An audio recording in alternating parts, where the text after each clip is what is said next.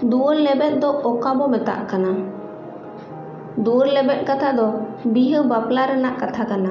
नोआ कथा दो उन जोखेज गेबोन मेना जखन मिदटांग कुड़ी गिद्रा बहु लेकाते नेल गोटा लेखान उनी नेल गोटा कुड़ी गिद्रा बापला अवरी हुयुग लहारे जदि कोड़ा गिद्रा से जावाई गिद्रा हुयुग उनिया ओड़ाग ए चलागा से को इदियेया ओना गेको मेताग कना दुआर लेबेद दो।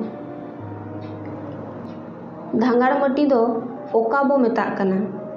सार सगुन बापला से दुआर बापला रे बरियत को बहु अगू चला ऑक्तो आर बहु अगू कते रुआड़ ऑक्तो रे मेन दो हिजुग सेनोग हर कोरे बहु जावाई नेल किन लगिद पटिया आटेद कते को आकोट कोआ आर नावा बहु जावाई ओना पटिया रको दुड़ुब किनते गुड़ ताबेन को आजो किन गिया। आर पहिल दो बांगमा मिद आखड़ा से मोड़े आखड़ा को एनेज कान तहेद आदो नोआ गे धांगाड़ माटी दो बो मेताग कना। सिंह दुआर दो ओका ऑक्ते रेनाग कथा कना। सिंह दुआर कथा दो सानाम कोगे बोन आजम आकाद गिया। नोआ कथा दो बापला रेनाग कथा कना जहाँ ऑक्ते नावा बहु पुइलु उतर आयो बाबा ओड़ाग बगी कतेद आजी छाता दारे साव हानार हुनार ओड़ाग ते बोलोना। उन ऑक्ते जावाई रेन मिसरात को ओड़ाग रेनाग दुआर शिल्पिंग को सिंह एसेदा आर सेरेñ तला तेगे आकोआ पावना को कय जोंगा।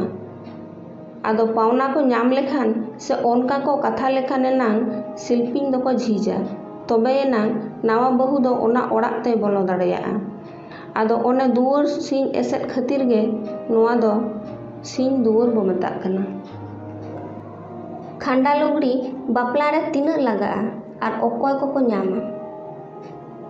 बापला रे खांडा लुगड़ी दो पिया लगा ओना को दो हुयुग कना एंगा बोंगा आर हेड़े। एंगा ᱧᱩᱛᱩᱢᱟᱱᱟᱜ दो कुड़ी गिद्रा से नावा बहु रेन एंगात तेद ए नामा। नोआ दो गेलबार मुका आर गेलबार चौकी हुयुगा। बोंगा ᱧᱩᱛᱩᱢᱟᱱᱟᱜ दो कुड़ी गिद्रा रेन से नावा बहु रेन हातम तेद ए नामा ओनाते बोंगा हातम को मेन गिया।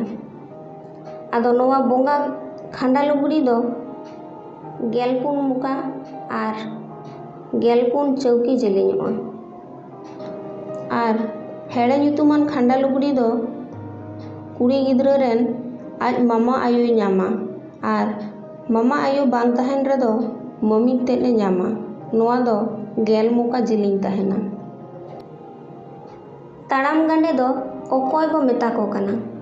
ताड़ाम गांडे दो उनको गेबो मेता कोआ जखन मिदटांग कुड़ी गिद्रा से कोड़ा गिद्रा किना बापला हुयुग तकिना आर जदि उनकिन रेन मारांग बोयहा को डंगुआ ते को तहेन गिया उन दो उनको कोगे ताड़ाम गांडे को तहेना मेनते को मेता कोआ माने उनको कोगे ताड़ाम गांडे दो को मेता को कना।